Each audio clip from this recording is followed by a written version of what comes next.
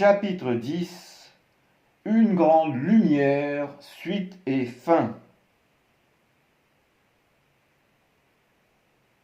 Pourquoi m'appelez-vous Seigneur, Seigneur? Et pourquoi malgré cela vous ne faites pas ce que je dis? Je vous le dis, qui vient vers moi, écoute mes paroles et les met en pratique, ressemble à un bâtisseur sage construisant sa maison, et qui, après avoir creusé profondément, pose ainsi les fondations sur du roc. Une inondation survient, le fleuve déferle sur cette maison sans être assez puissant pour l'ébranler parce qu'elle a été bien bâtie. Mais qui entend et n'agit pas selon mon verbe est comme un bâtisseur fou construisant sa maison sur du sable sans fondation. La pluie tombe à verse, les vents soufflent et des torrents d'eau déferlent en ébranlant cette maison qui s'effondre. Et désastreuse est sa chute. Ceux qui disent Seigneur éternel, n'entrent pas tous dans le royaume des cieux, mais seulement ceux qui font la volonté de mon Père des cieux. Au jour du jugement, nombreux sont ceux qui me diront Seigneur, Seigneur, n'est-ce pas en ton nom que nous avons prophétisé? En ton nom que nous avons chassé les démons? En ton nom que nous avons accompli de nombreux prodiges? Mais je leur déclarerai alors, jamais je ne vous ai connus. Écartez-vous de moi, fauteurs d'anarchie. Nul ne peut servir deux seigneurs, car ou il est l'un et aime l'autre, ou il s'attache à l'un et méprise l'autre. Vous ne pouvez servir Elohim et Mammon. N'amassez donc pas de trésors sur la terre, où vers et mythes dévorent, où les voleurs percent les murs et volent. Mais accumulez aux cieux des trésors que divers ni mythes ne dévorent, là où aucun voleur ne perce les murs ni ne dérobe. N'ayez pas peur, petit troupeau, car le plaisir de votre Père est de vous remettre le royaume. Vendez vos biens, faites-en un don généreux, constituez-vous des bourses qui ne se tarissent pas, un trésor aux cieux que vous ne craindrez pas de perdre, que le voleur n'approche pas, que la mythe ne dévore pas. Car là où se trouve votre trésor, là aussi se trouve votre cœur.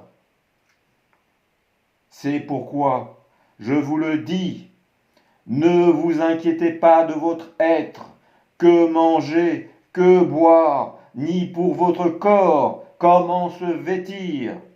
L'être n'est-il pas plus que la nourriture, et le corps plus précieux que le vêtement? Observez les oiseaux du ciel, ils ne sèment pas, ne moissonnent pas, n'amassent pas dans des granges ou des celliers. Cependant, votre Père des cieux les nourrit. N'êtes-vous donc pas de bien plus grande valeur qu'eux? Lequel d'entre vous peut, à force d'inquiétude, ajouter à sa taille une seule coudée? Si vous êtes impuissant pour ce qui est de peu d'importance, pourquoi donc vous inquiéter du reste? Observez les lys des champs, ils croissent sans peiner ni filer. Or je vous le dis, Shelomo lui-même, dans toute sa gloire, n'était pas vêtu comme l'un d'eux. Si Elohim habille ainsi aujourd'hui l'herbe des champs qui demain sera brûlée au four. Combien plus le fera-t-il pour vous, vous infimes en foi? Aussi, ne vous inquiétez pas en réfléchissant. Que mangerons-nous? Que boirons-nous? Ou comment nous vêtirons-nous? Car de tout cela, les mécréants sont en quête. Or, votre Père des cieux connaît ce dont vous avez besoin. Cherchez en premier le royaume et sa justice, et tout le nécessaire vous sera accordé de surcroît. Ne vous inquiétez donc pas de demain. Demain s'inquiétera de lui-même. À chaque jour suffit sa peine.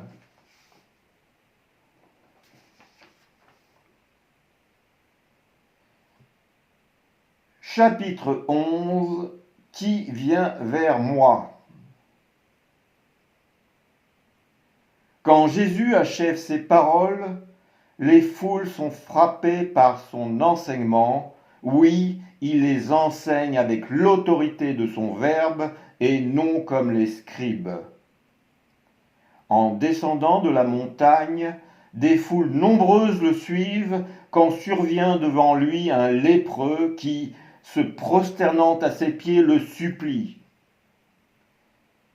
Seigneur, si vous le voulez, vous pouvez me purifier. Jésus, rempli de compassion, étendant sa main, le touche et lui dit : Je le veux, sois pur. Sur l'instant, l'homme se trouve purifié de sa lèpre, et Jésus lui dit avec fermeté : Veille à n'en parler à personne, mais va te montrer aux desservants et offre pour ta purification tout ce que Moshé a prescrit. Ce sera pour eux un témoignage.